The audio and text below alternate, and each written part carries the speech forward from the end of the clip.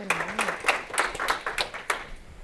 So thank you all for being here today. I'm Chelsea, and I just came from Lisa Garcia's presentation about imposter syndrome, and I'm feeling encouraged.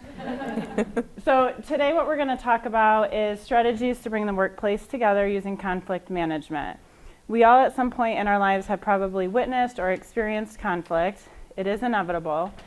And especially there's been an uptick on a global level in the last few years because personal beliefs and values are being challenged.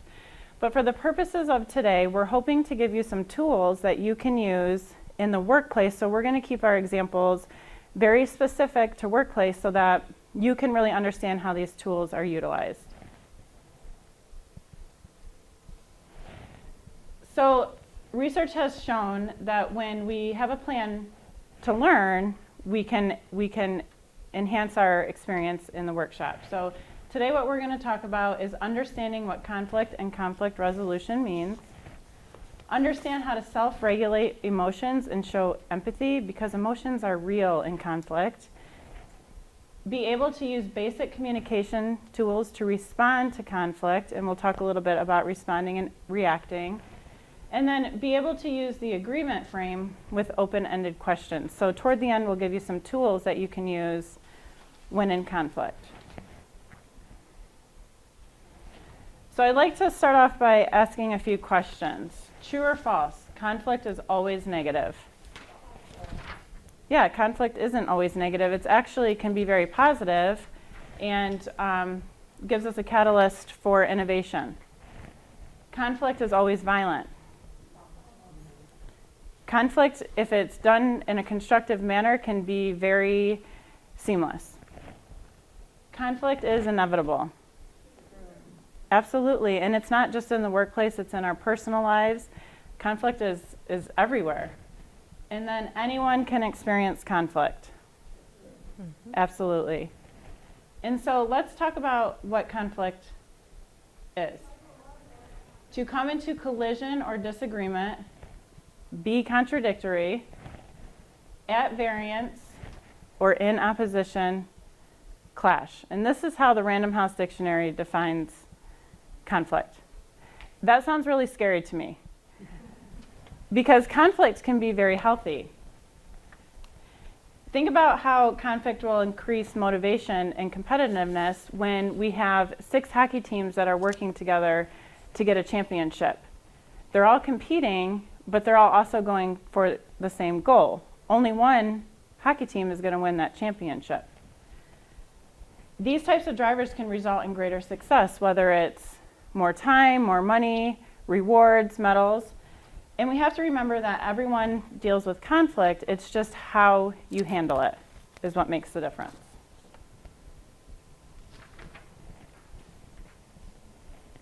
So there are a few causes of conflict that arise because employees have different points of view. Sometimes they're depending on each other to get the job done. And when we have conflict, we're really paying attention to, is that other person doing what they're expected to do because I need to get done what I want to do? And then having established expectations of one another that are not communicated and not met. So sometimes we have silent expectations of someone that we're working with, or they have it for us and we're not talking about it. We're not getting to what a solution would be for us to work seamlessly together.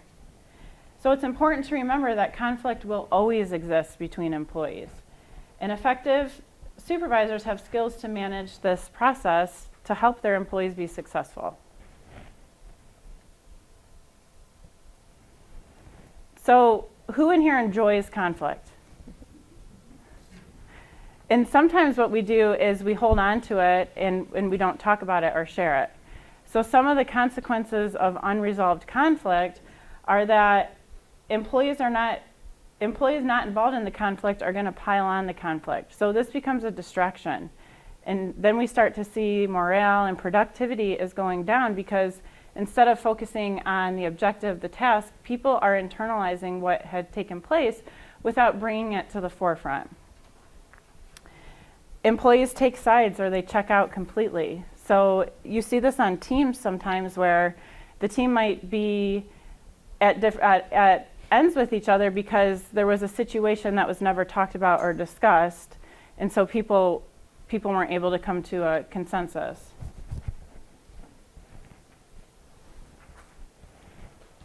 So Lisa's going to talk about some conflict resolution styles.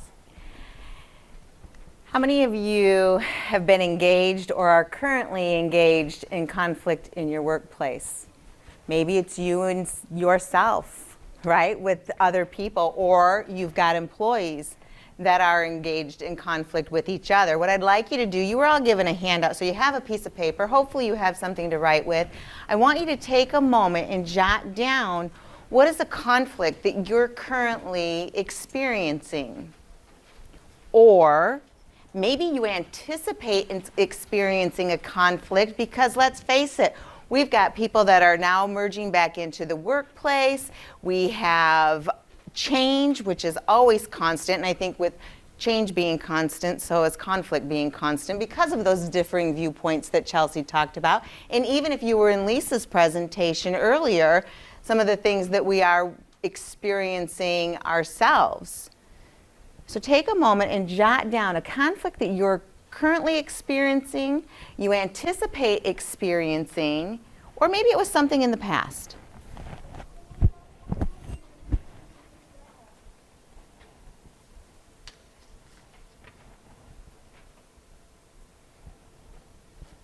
We're actually going to look at some conflict resolution styles that were developed by a couple of gentlemen in the 70s. We'll identify 5 characteristics of conflict resolution, and I want you to think about what you wrote down. And as we go through these characteristics, really focus on which tool, which resource can I use to help resolve this conflict?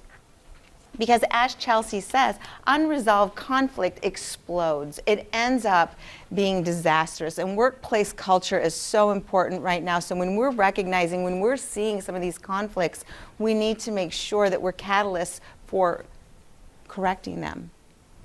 All right, go ahead, next slide, please.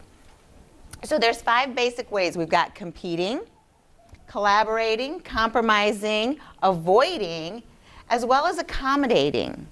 And please, at any time, you have a copy of the slides, so you might not need to take a photo of these, but sometimes it's not just one characteristic, it's not just one method that's going to resolve the conflict. There may be times where we use multiple options to get the best result, to get the solution that we're looking for.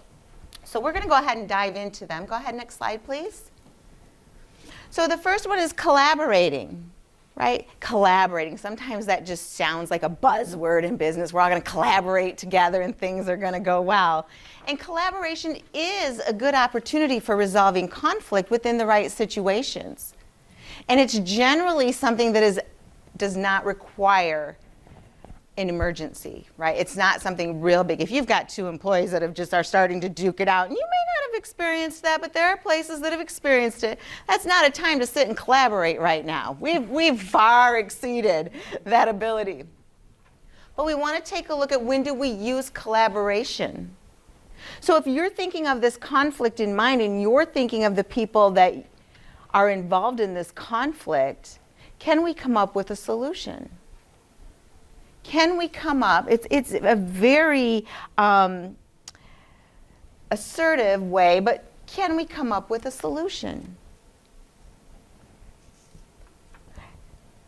We have an example, 4th of July, holiday weekend. If we're coming up on Thanksgiving, we're coming up on Christmas time, and everybody wants all or some of those days off.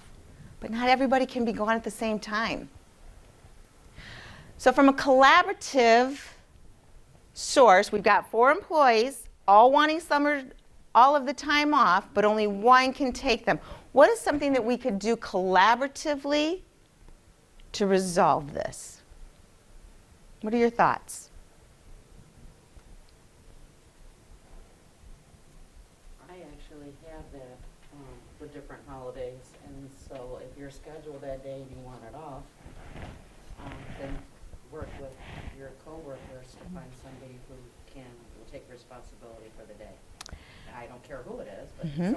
our job is to be there. Work together with others, collaborating, talk amongst yourselves. Let's have the conversation. What does that look like?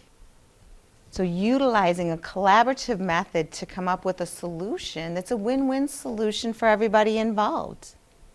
You know, win-win is a funny, I've heard speakers in the past say there's no such thing as a win-win solution. Somebody ends up losing. Somebody ends up not getting their way. But for the most part, we want to promote the conversation that's going to generate the best solution for everybody involved. So think of your solution. Can we collaborate with others? Go ahead with the next slide, please. Then we have competing resolution. And when we think about competition, there's always some person that comes in throwing their power around, and they're going to utilize their power, whether it's a personality that's overpowering, or it is a position that they carry that's overpowering, but they're going to use their weight to get what they want. And this is a pretty aggressive style, right? So when we're thinking about somebody they're competing for those days off, those same people are in competition because they all want that same day off, are we going to let that person that's overpowering the rest of us get their way? Or are we going to rise up to the situation? And there's times where we need to use this if we want to make a decision quickly. We may need that decisive powerhouse in the room that's going to lead us to getting that resolution.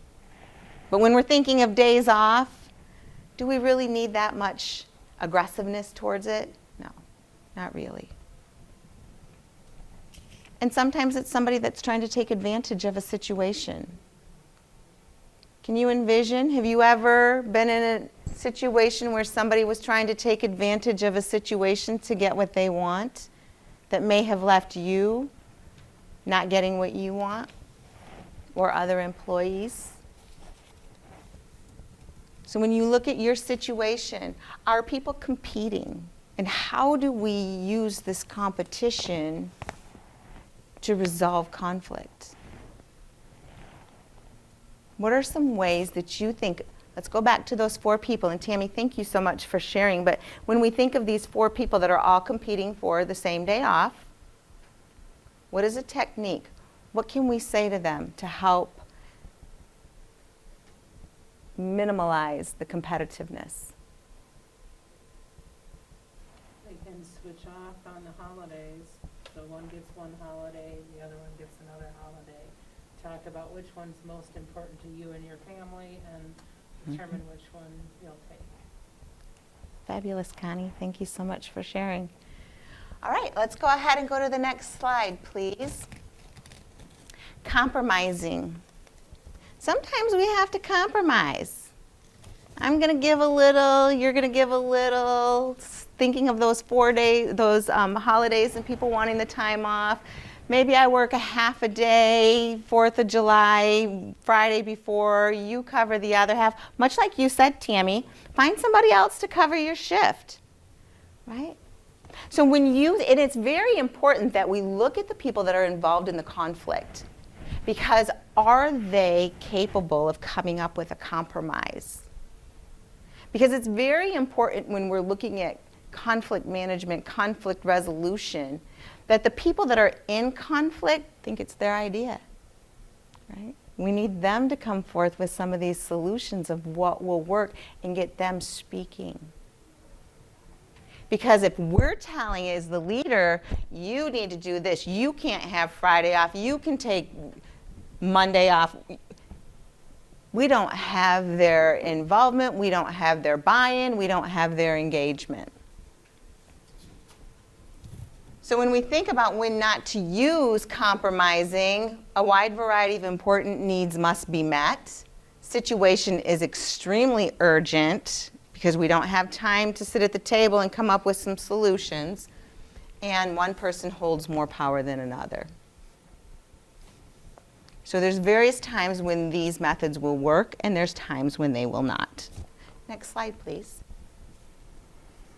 So accommodating. When we were in Lisa's presentation, we learned about sometimes women are not as assertive as they can be. They step back.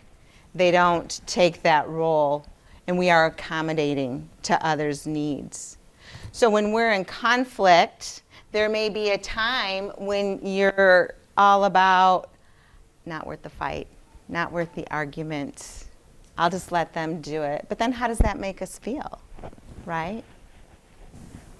But we want to make sure that we're able to focus on the win-win atmosphere again and not be so passive that we're just going to walk away and let somebody else have the choice. Maybe you wanted to be with your family that day, that holiday. So when we think of those same 4 people that want the holiday off, when we have the conversation and identify why it's valuable and why it's important to that person, you may decide to be more accommodating. Or the 2 people in conflict, the 4 people, may decide to be more accommodating.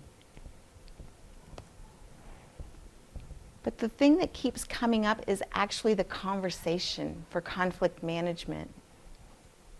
Because the last one, go ahead and switch the slide, please, is avoiding the conflict. When we avoid the conflict, we let somebody else make the decisions for us. They take that information and they run with it, and then we're going to sit back feeling bad, or somebody's going to be upset. And if it's not us in the conflict and it's 2 employees and people leave, if we don't talk about it, all of a sudden they're looking for other jobs. They want to go into an atmosphere that's more comfortable. So while avoiding resolving conflict creates lack of productivity, much like Chelsie shared. Turnover. People are leaving. They're going to go work somewhere else. They're going to think you as leaders don't care if we don't resolve it. So we really want to focus on making sure we recognize when conflicts happen. How do you think we can recognize when conflict happens? What's something that you can point out as a leader?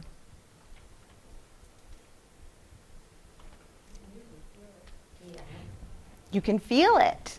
And people stop talking. People stop sharing. The room gets funky. People get quiet. They're not working well together. There's a lot of indicators to watch for, but if we're not watching for it, we're not going to recognize that it's happening. Who likes to handle conflict? Who likes to jump in and deal with issues, right? It's not very fun sometimes, but think of the consequences if we don't. So again, as you look at the conflict that you wrote down, what is a method of resolving that you can come up with? Is it a combination of both? Is it starting with the conversation? The who? Any questions on those 5? Excellent. I will turn it back over to Chelsie.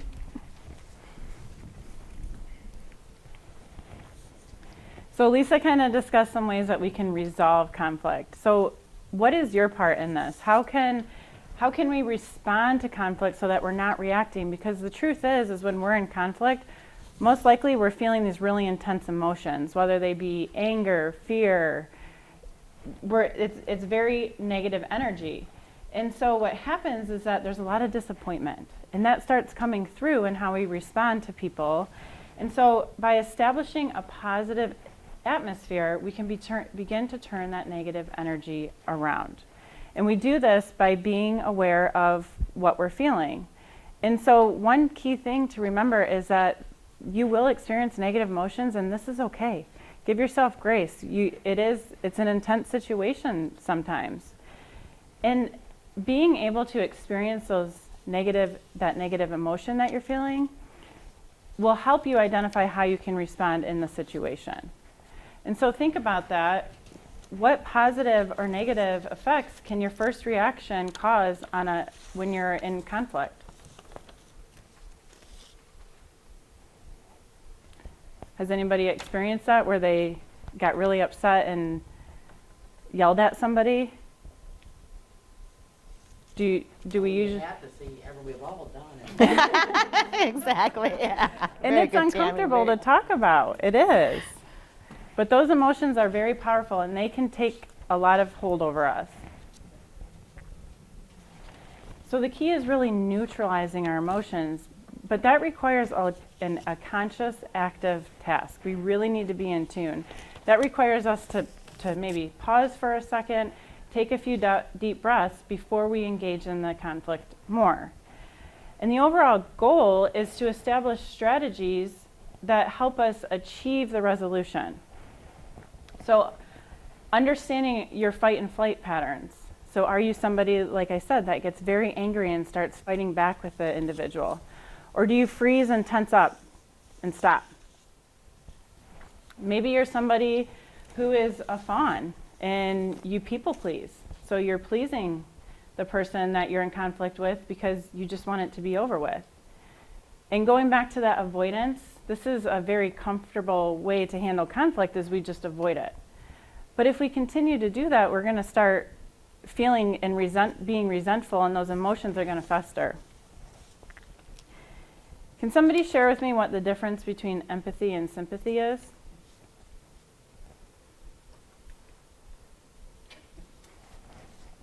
Empathy is when you literally try to put yourself in the other person's experience, feeling what they feel, experiencing their reality.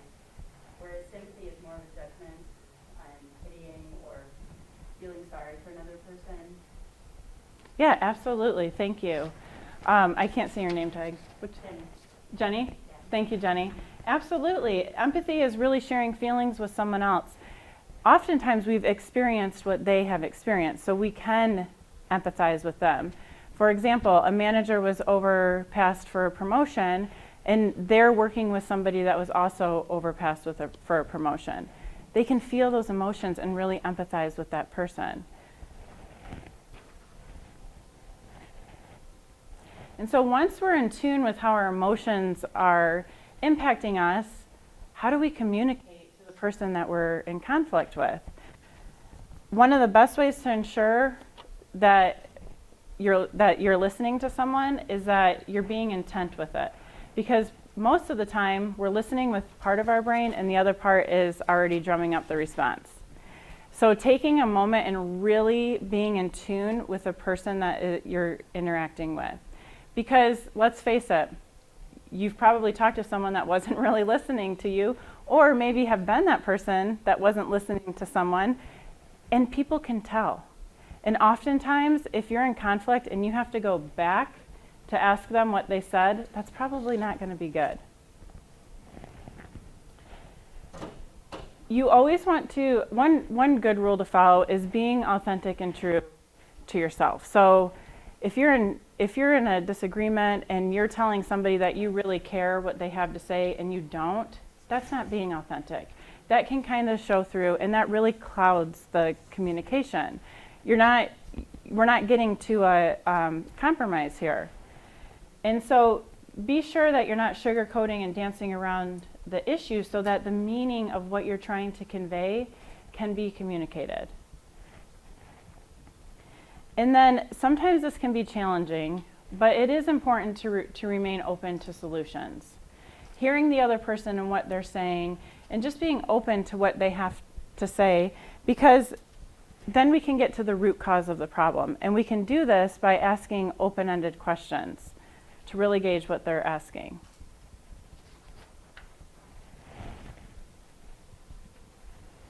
And here's a piece that you can control. Building positive energy and goodwill.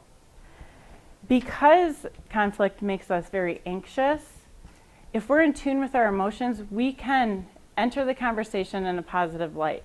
Sometimes we're so focused on the negative when we're in these situations that we completely disregard the positive. But there is something to learn most often in conflict, either about yourself or the situation that's taking place. And so this is really about taking that negative energy and building it positively. Some ways to do that is to have a good attitude. If you're intently listening and you're smiling and hearing what the other person has to say, because we all know people want to be heard. And so just let that person voice what they need to do, especially if you've been in customer service. You know, if somebody comes in with a concern, if we listen to them, that usually takes care of most of the problem for them. And then try to keep emotions out of your statement. So you can share, it's okay to share emotions, but in an objective manner, because that can be triggering for the person that you're speaking with and heighten the situation. So be aware of your emotions and communicate that, but in an objective manner. So I'd like you to do something. It's going to be a little activity. You can stand, well, we'll just have you seat, but to the person next to you, I want you to be as enthusiastic as you can. Introduce yourself like you have just seen a long-lost relative or a good friend, and just have all of that energy and introduce yourself to the person next to you.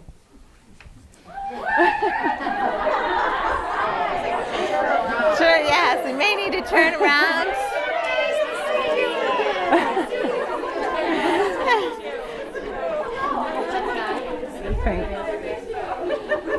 I love it. I love it. So that was a lot of fun. There's a bunch of smiles in here. The energy is great. Could you imagine if you did that in conflict?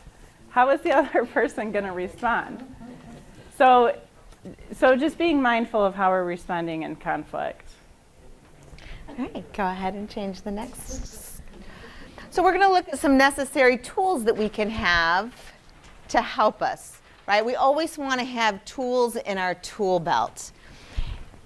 There's a woman, her name is Susan Scott, and she has written a book called Fierce Conversations. As you can tell, I'm really all about conversations, right, and communication.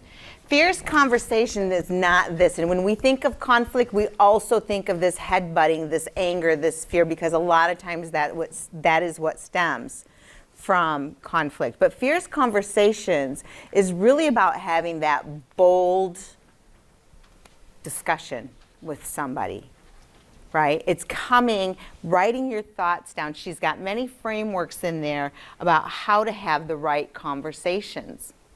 So that is a very good tool to put in your tool belt in terms of writing down what you want to say.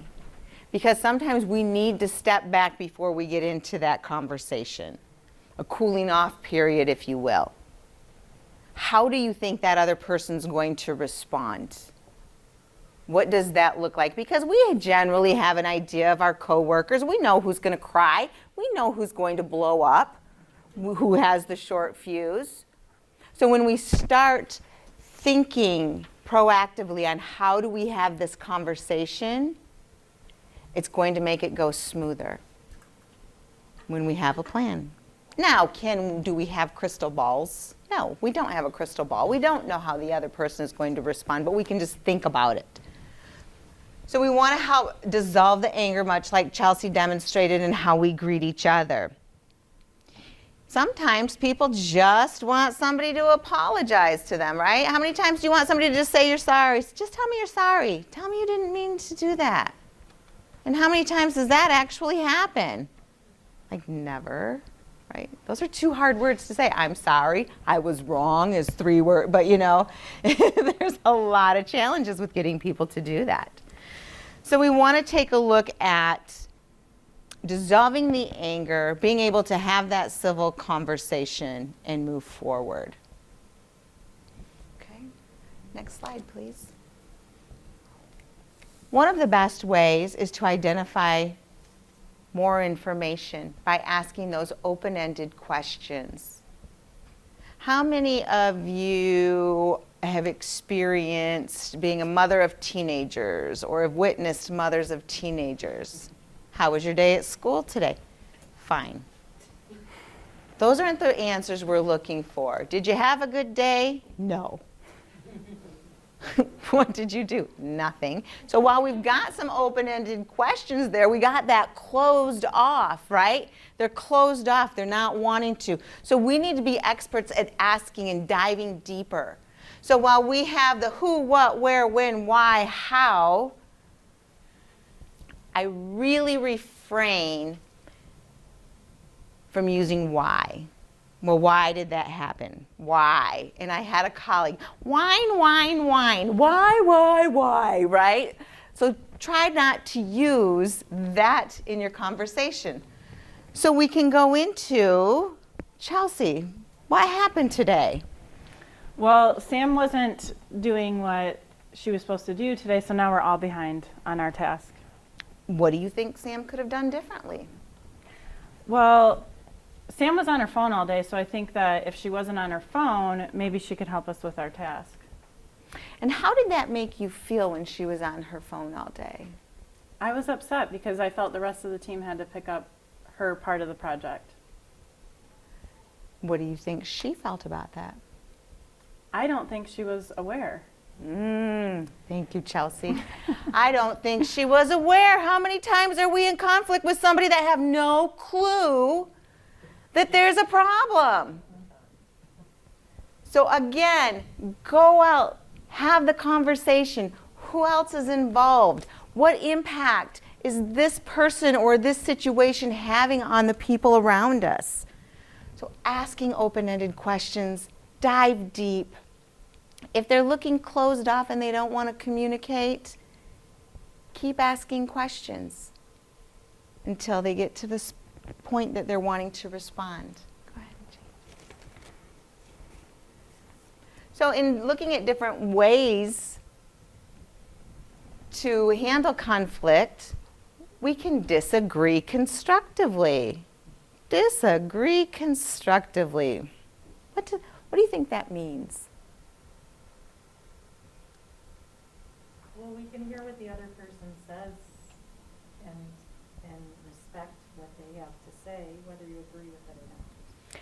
Absolutely. Thank you, Julie. Part of that is we don't have to agree with what the other person is saying, but we don't have to get the last word, right? We don't have to try to convince them to see why my point of view is better than theirs. It's empathy, right? I understand why you're feeling that way. Doesn't mean I agree with it. We don't add that part to it in our own thoughts. We're in our own thoughts. We're saying we don't have to agree with it. But yeah, there are different ways to be constructive and not be aggressive when we're moving forward. And then we take a look at this agreement frame, right? When we take a look at the agreement frame, it is I appreciate and I respect your thought and I agree, and diving in deeper. So when you take a look at that conflict that you wrote down and you started applying this framework, the agreement framework, take a moment and think about what you can say, I appreciate. You don't have to tell us what the scenario is, but take a look at what you wrote down. What can you say, I appreciate and?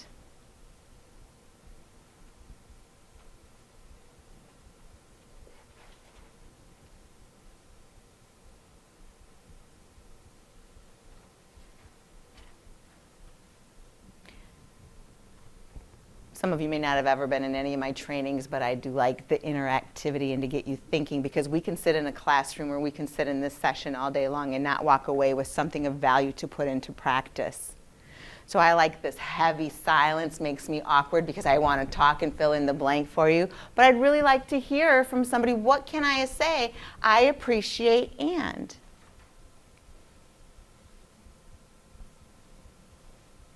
I appreciate and I want you to know that I look at it this way. Is that what you're trying to get to? Fabulous, Connie.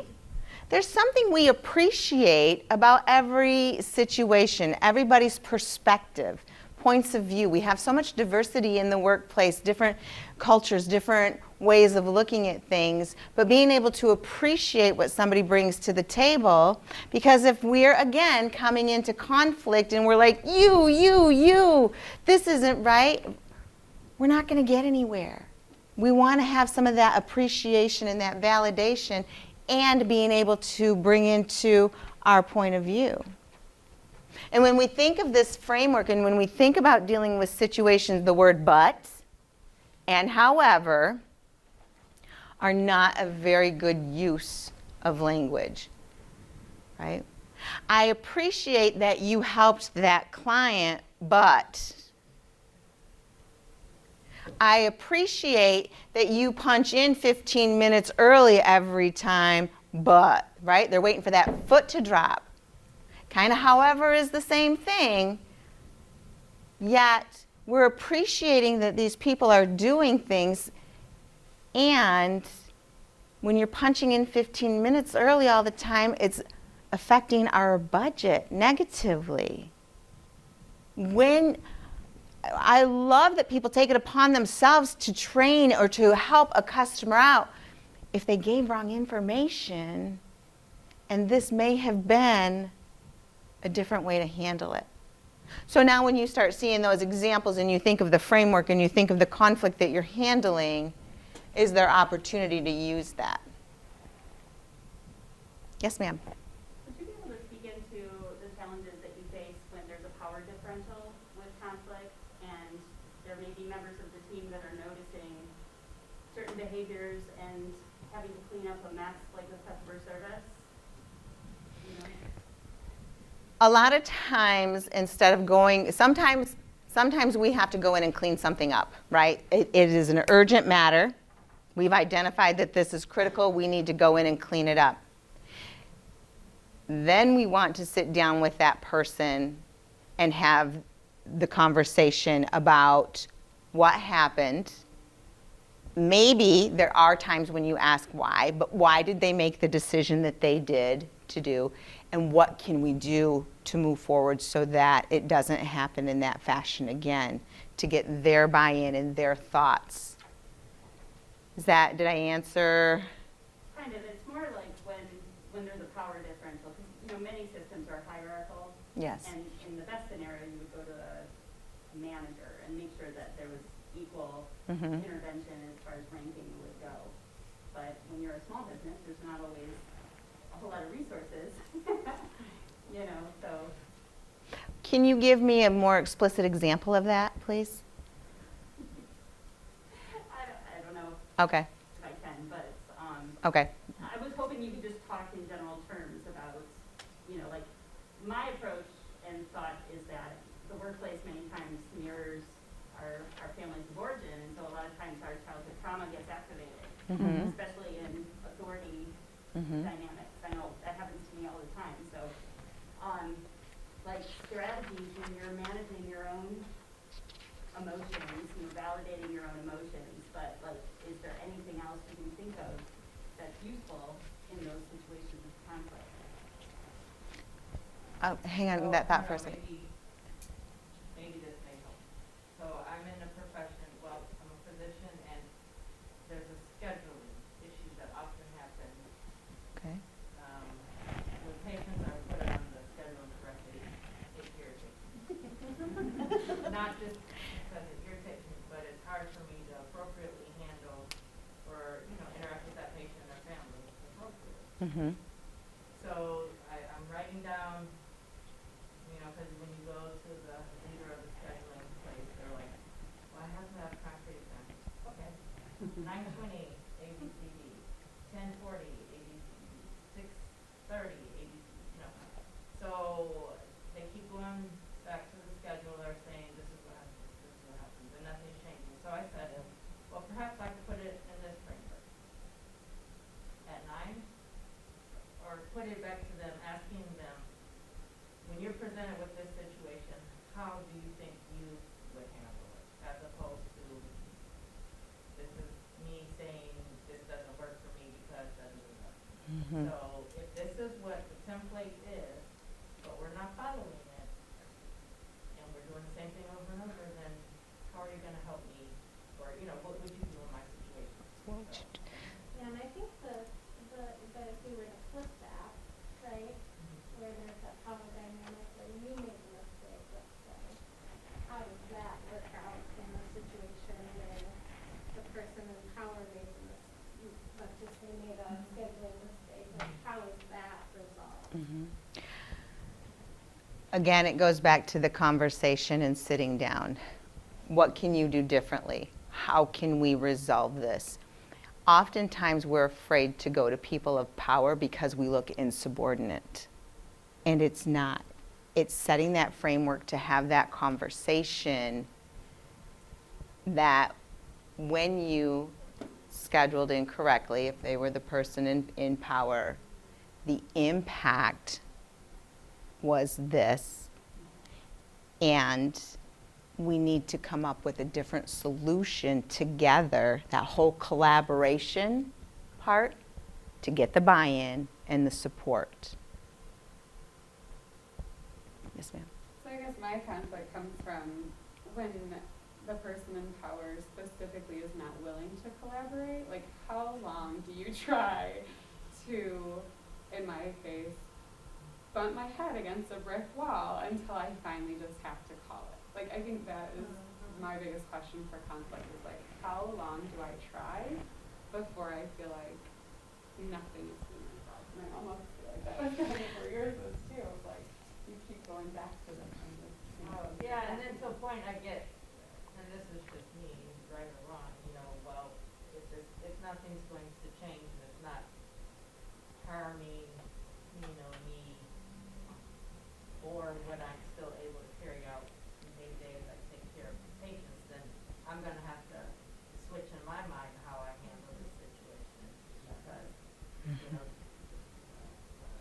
the change may not come, and I'm the one that's going to work every day because, you know, but that's not how I want to live, so I have to make that inner decision. Is this something, and it may be something different, but, I mean, you know, can I handle it? Absolutely. Oftentimes I call that picking your battles. And, you know, can you live with those decisions? From an authentic self, is the organization that you're working at in alignment with your vision, your mission, your beliefs? And then having to make even a more challenging decision.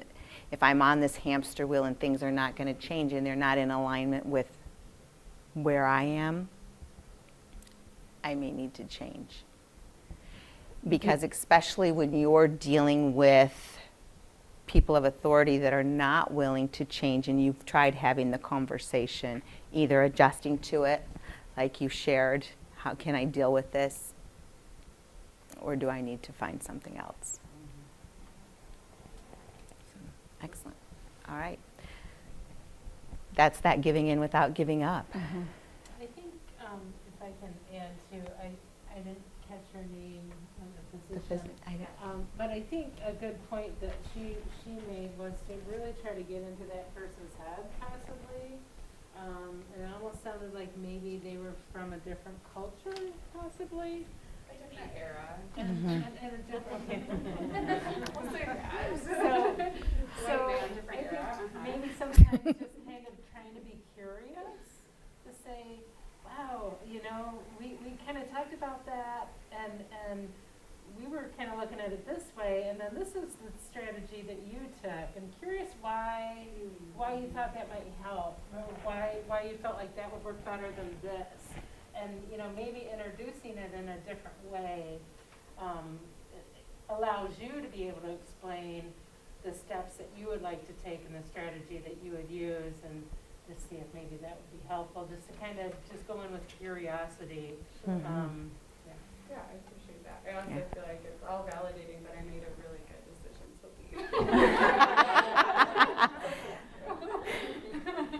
And I just want to add, like, in conflict, it's important to understand what you want and stay true to that. Like Lisa said, our values, our beliefs.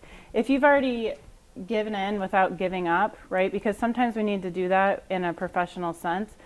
It's about what you need and what you want, but then also revisiting with that person and get clarity on what they're looking for so that you can come up with a compromise and a mutual understanding to what should be done or what could be done. Excellent. All right, go ahead. So when we look at choosing a solution, is it going to be a win-win situation, or that win-lose compromise, but everybody walks away feeling that they've been heard and possibly even understood? But is this going to create, going back to those 4 people all wanting 4th of July off or that holiday, are they going to be satisfied? Are we going to make everybody happy? No, no. But people want to feel heard, they want to feel understood. We may not get our own way all the time, they might not get their own way, but they want to feel valued. So did your solution help them feel, I would even say, valued? Are everybody's needs provided for? When you're looking at coming up with a solution to the best of your abilities, are the needs provided for? And is the criteria met for whatever the conflict is, whatever the situation may be, the powers of authority, the scheduling, whatever that looks like? Did we meet the criteria, the check-off boxes that help us to make that decision of, do I let it go? Do I be persistent? Because I don't want to come to work miserable every day. We don't want our employees, if any of you are having employees, to come to work feeling miserable every day. So look at coming up with a solution, a best fit. But I want to reiterate, it's not, if the conflict doesn't involve you, it involves 2 people that you're working with, a vendor and a staff person, whatever that is, get their engagement in coming up with the solution. Because I might think I know what's best for you. I firmly believe I think I know what's best for everybody because I've been there, I've done that, I've trained, I've studied, whatever. But we don't. We need to ask those questions and have the conversation. Next slide, please. So, conflict is the beginning of consciousness. Be aware of it, recognize. Don't turn your heads and walk away. Earlier, when we were in between shifts, I heard somebody talk about, I don't have time. I don't have time to sit down and deal with this. I don't have time to have this conversation. Make time. Make it happen. Chelsie? So again, we thank you all for being here. And do you have any other additional questions before we wrap up here? I'm curious, so I tend to be the type where I know I need to take a step back, because I know that if it's triggered me, there's an emotion behind it, and it's not a positive one. And depending on the person, you know, I'm either gonna cry or I'm gonna yell, you know? And so, you know, I recognize that, okay, I'll talk to you about it later, or, you know, however. But then there's times too, you know, that I'm resistant to that confrontation. So then, in times I put it off too long, where it's like, well, I can't even broach the topic now, or they, you know, so how do you determine that when it's a workplace conflict? So I think there are 2 things. One is kind of setting an expectation for yourself of, okay, when am I going to address this again? How am I going to handle this? And maybe with the person too. So you did mention you'll walk away, but saying, we'll talk about this in 2 days. Now you have a goal and they have a goal. And the other piece is being very clear about what is triggering you to feel that way. So what is bringing up those emotions for you to feel that way, to react or respond in that situation. But it's great that you're already giving yourself some time for that.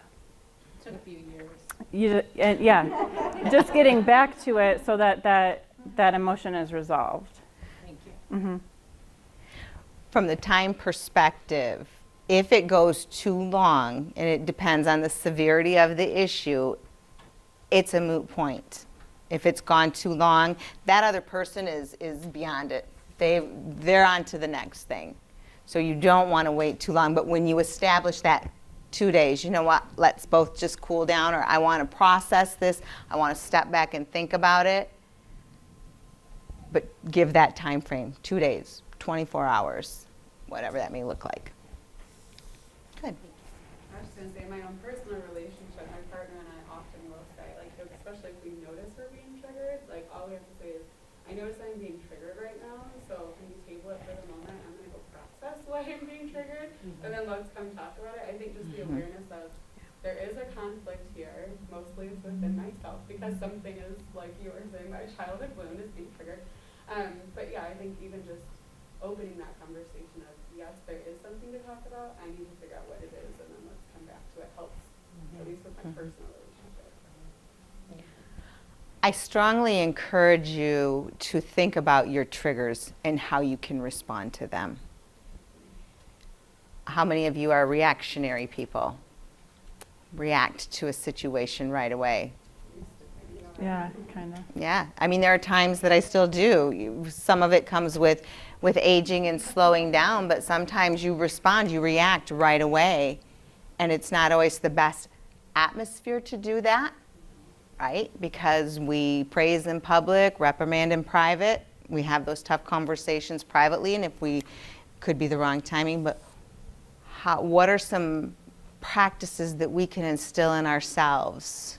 Taking deep breaths, stepping away, anchoring, because I know this just upset me, I'm gonna just anchor myself and grab my wrist, or, you know, something so that I don't spout off right away. But figure out some methods. Yes, ma'am. I think also when you're outside of conflict, I've learned that just tuning into my emotions daily and like throughout the day, so that you know when you're being triggered. Like if you're not in tune with your emotions on a daily basis, sometimes you don't even realize what triggered feels like. Yeah. So I think that's helpful outside of conflict as well. Nice. Thank you. Alright, so you guys are about to finish it